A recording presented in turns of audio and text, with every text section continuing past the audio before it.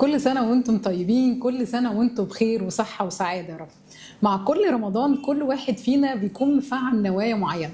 أنا بالجاكيت والساعة اللي أنا فيها دي فقلت أطلع فضفض كده وأتكلم معاكم من غير تحضير ومن غير أي حاجة. انتوا رزقكم بقى. الفيديو ده فيديو كده اللي عارفينه من القلب للقلب. رمضان يا جماعة حرفيا بجد كل واحد فينا بياخده بمعنى معين، كل واحد فينا بيكون داخل بأهداف معينة. خلونا نخلي رمضان السنة دي بنفعل نوايا بشكل مختلف.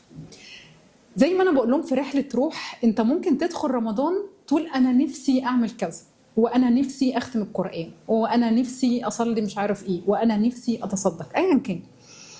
كل دي اماني. بدل ما تقول انا نفسي، خليها تقول انا عايز اعمل كذا، انا ناوي اعمل كذا، انا عايز اتغير في كذا، انا عايز امارس كذا.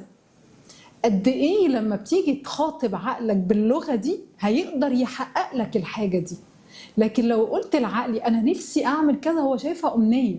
ودي الفارق ما بين النيه والامنيه. الفرق كبير جدا على حسب ما انت بتقول لعقلك وبتبدا تديله افكار او بتديله لغه معينه، هو بيبدا يستقبلها منك. ممكن نفس المعنى عادي، انا ناوي كذا او انا نفسي اعمل كذا، بالنسبه لك شايفها عادي، لا عقلك ما بيشوفهاش عادي. زي بالظبط لو انت قلت انا ناوي ان انا بنهايه رمضان انا عايزه اتعافى من السكر، انا عايزه اتعافى من السكر. انا هاخد فرصه ان انا اظبط سكر الدم، انا هستغل فتره الصيام وبعد الفطار مش هبوظ الدنيا وهسمع نصائح دكتوره رحاب. غير لو واحد بيقول انا نفسي اتعافى من السكر، مش هيتعافى. وكأنه بيدي رسالة غير مباشرة، بيدي رسالة لعقله، اوردر. الكلام ده صعب، يعني ايه؟ لا لا انت نفسك، لا لا لا صعب، مش هيصدق، مش هيصدقك، فبالتالي مش هيساعدك، بالتالي مش هيعمل لك حاجة. وبناء عن كده خلونا في رمضان واحنا بنفعل نوايا يبقى احنا فاهمين الفارق ما بين الاتنين. كمان نكتب النوايا، انت عايز ايه، وخلي الحاجة اللي انت بتعوزها مش داخل في سباق ارقام، مش داخل في حاجة انا عمال احفظ بكميات وخلاص او بعد. لا، حاول تشحن روحك بشكل مختلف، حاول تديها الغذاء بتاعها. حاول لو انت بتطلع فلوس في مكان معين، حاول انت تعيش معاني معينة تحسسك بالحمد والامتنان لربنا سبحانه وتعالى ورب العالمين ان احنا غرقانين في نعم.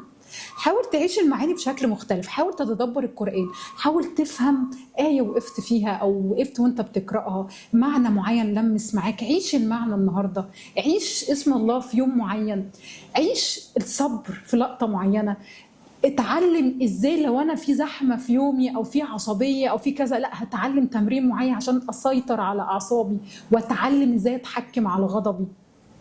كل دي نوايا حلوة قوي. لو خرجت من رمضان قدرت تكتب النوايا دي وتبدأ تراقب نفسك كل يوم وتبدأ تبقى حاضر مع نفسك وحاضر مع مشاعرك، أكيد بنهاية رمضان هتكون بدأت بداية جديدة.